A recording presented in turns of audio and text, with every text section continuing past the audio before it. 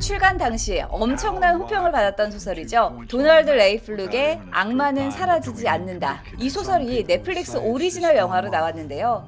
지극히 미국적인 이 이야기가 왜 전 세계적으로 극찬을 받았던 걸까요? 여기서부터는 스포일러가 포함되어 있으니 주의해 주시기 바랍니다. 2차 세계대전이 끝나고 집으로 돌아가던 윌러드는 잠깐 들린 한 식당에서 종업원으로 일하던 샬럿에게 한눈에 반하고 맙니다. 한편 윌러드의 엄마 에마는 아들이 독실한 기독교 신자인 헬렌과 결혼하기를 바라지만 자식 이기는 부모는 없다고 하죠. 윌러드는 샬럿과 결혼하게 되고 아들 아빈을 낳게 됩니다. 이 작품에는 중간중간 나레이션이 들어가 있는데 원작 소설의 작가가 직접 녹음했다고 하죠. 나레이션은 시종일관, 남 얘기하듯 건조하고 감정이 없는데요. 이는 관객들이 어떤 특정한 인물의 감정이입하기보다 관찰자의 시선에서 이야기를 바라보도록 만듭니다. 원작 소설 자체가 매우 차갑고 딱딱한데 그걸 잘 반영한 연출이죠. 한편 독실한 기독교 신자였던 헬렌은 신을 열렬히 찬양하는 전도사 로이의 모습에 반하게 되고 두 사람 사이에서 딸 리노라가 태어나게 됩니다. 로이는 신의 계시를 받고자 스스로 어두컴컴한 벽장에 처박혀 몇 주씩 기도를 드립니다. 종교에 광적으로 집착하죠. 2주간의 기도 끝에 드디어 신의 부름이 들린다는 로이. 로이는 헬렌에게 오랜만에 둘이 오붓한 시간을 보내자고 말하고 헬렌은 에마에게 딸 리노라를 잠시 맡아달라고 합니다. 그리고 그것이 에마가 본 헬렌의 마지막 모습이었죠. 로이는 아내 헬렌을 드라이버로 찔러 죽인 뒤 그녀를 신의 힘으로 부활시키려고 합니다. 자신이 진정으로 신의 계시를 받았는지 확인하고 싶었던 거죠. 그는 악마가 되어버렸죠. 도망자 신세가 된 로이는 히치하이킹을 해서 한 부부가 몰던 차를 얻어 타게 됩니다. 로이가 잠깐 잠든 사이 차는 외진 곳으로 향합니다.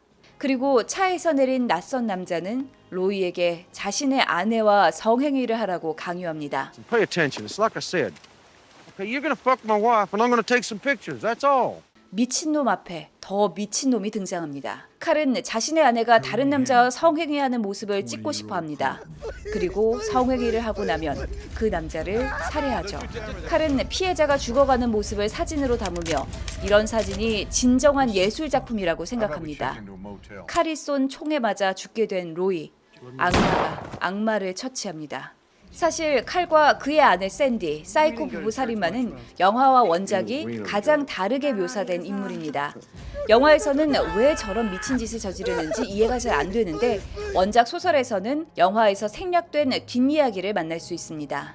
변변한 일거리가 없어 하루하루 먹고 살기 바빴던 칼과 샌디에게 포르노 제작자가 접근합니다. 돈을 줄 테니 샌디를 포르노에 출연시키라는 거였죠. 칼이 거부했지만 그들은 칼을 폭행해 제압하고 샌디는 강제로 포르노를 찍게 됩니다. 이 사건으로 완전히 영혼이 파괴된 그들은 부부 살인마로 변하게 된 거죠. 사실 이 뒷이야기를 모른다면 칼이 왜 굳이 죽어가는 사람의 얼굴에 집착하는지 이해하기 어렵습니다. 칼은 아내가 당하는 모습을 무기력하게 지켜볼 수밖에 없었습니다. 그에게는 살인이 곧 신의 구원이었습니다. 그는 다른 사람의 생명을 쥐고 흔들며 자신이 마치 신이 된 것 같은 기분을 느꼈습니다. 살려달라 울부짖는 피해자를 보면 자신의 무기력한 과거가 치유되는 느낌이었던 거죠. 이번엔 윌러드네 가족 이야기로 돌아가 보죠. 윌러드의 아내 샬럿은 암에 걸리게 되고 윌러드가 기댈 곳은 신밖에 없습니다. 윌러드는 아들 아빈에게 기도를 강요하는 것도 모자라 기르던 개까지 죽여서 제물로 바칩니다. 또 다른 악마가 되어가죠. 원작 소설에서는 사람마저 살해해 제물로 바칠 정도입니다.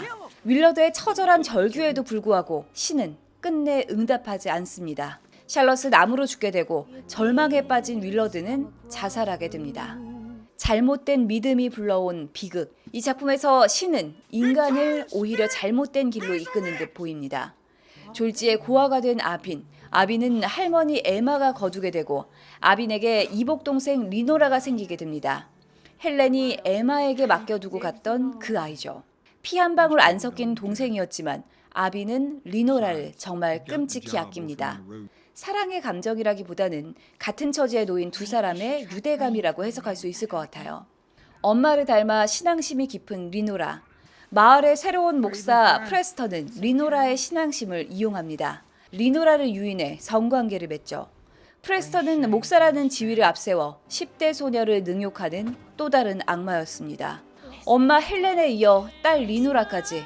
아이러니하게 악마는 신에게 가장 가까운 곳에 자리 잡고 있었습니다. 그리고 가장 선하고 순수한 인물들이 악마의 희생양이 되죠. 리노라는 프레스턴의 아이를 임신하게 되고 그 사실을 프레스턴에게 말합니다. 프레스턴은 모욕적인 말을 내뱉으며 리노라에게 아이를 지우라고 협박하죠. 수치심을 이기지 못한 리노라는 결국 자살을 하고 맙니다. 이 모든 사실을 알게 된 아빈. 분노에 휩싸인 아빈은 프레스턴을 총으로 쏴 죽입니다. 이 작품에서 총과 신은 서로 대비되는 개념입니다. 악마가 눈앞에 존재하지만 신은 어디에서도 찾을 수 없습니다. 기도로는 악마를 물리칠 수 없죠. 총만이 그들을 악마로부터 구해줍니다. 살인자가 된 아비는 마을에서 도망치고 길에서 히치하이킹을 시도하게 됩니다. 불길한 예감은 언제나 틀리지 않죠. 부부 살인마 칼과 샌디가 아빈을 차에 태우고 외진 곳으로 그를 데려갑니다. 위기의 순간 아빈은 칼의 허리춤에 숨겨져 있던 권총을 발견하게 되고 한 발 먼저 총을 쏴 칼을 죽입니다. 깜짝 놀란 샌디가 총을 꺼내 아빈을 쏘는데 아니 이게 무슨 일? 샌디의 총에는 실탄이 들어가 있지 않습니다. 칼은 샌디가 자신을 배신할 수 있다고 의심해 샌디의 총에 있던 총알을 몰래 빼놨던 거죠. 기막힌 우연이 2번이나 겹쳐 아빈은 목숨을 구합니다. 이 작품에서는 서로 상관없어 보이는 인물들이 서로 우연히 얽히며 이야기가 파국으로 치닫습니다. 윌러드가 샬롯을 만난 것도 우연이고 로이와 아빈이 부부 살인마를 만난 것도 우연이죠. 그래서 이야기가 다소 산만한 느낌을 주기도 합니다. 하나의 결론을 향해 이야기가 모아지는 게 아니라 그저 다양한 인간들의 이야기가 따로따로 펼쳐지죠. 그렇지만 이게 우리의 실제 인생이기도 합니다. 살다 보면 필연적으로 발생하는 일보다 그저 우연히 벌어지는 일들이 훨씬 많죠. 이 작품의 사건들이 우연히 발생하는 것처럼 보이는 건 일부러 의도한 연출입니다. 그래서 그런지 이야기가 어디로 튀어나갈지 예측이 잘 안 되죠. 단지 딱 하나 분명한 사실은 언제 어디에서나 악마들이 늘 존재하고 있다는 겁니다. 영화 마지막 장면에서 아빈은 쏟아지는 졸음을 참을 수 없습니다. 그러면서 그의 아버지가 2차 세계대전에 참전했던 것처럼 아빈 또한 베트남전에 참전할 거라는 암시를 남기며 영화는 끝이 나죠. 이 장면은 헬렌과 그녀의 딸 리노라가 같은 운명을 겪었던 것처럼 아빈도 아빠 윌러드가 겪었던 운명을 똑같이 겪게 될 거라는 걸 의미합니다. 운명은 반복되고 악마는 사라지지 않을 거라는 얘기죠. 이 작품의 악마들은 각자 다양한 모습을 띠고 있습니다. 살인에서 쾌락을 느끼는 사진작가처럼 괴이하게 느껴지는 악마도 있고 자신의 지위를 이용해 성폭행을 저지르거나 부패한 경찰처럼 우리 주변에 흔히 볼 수 있는 악마도 있습니다. 지극히 미국적인 이야기가 우리의 이야기 같다는 건 우리 주변에 우리가 모르는 악마가 존재할 수 있다는 걸 우리가 본능적으로 느끼기 때문일 겁니다. 음산하고 불편하지만 생각할 거리를 전해주는 영화 악마는 사라지지 않는다였습니다. 이상 나노스토리였습니다. 안녕.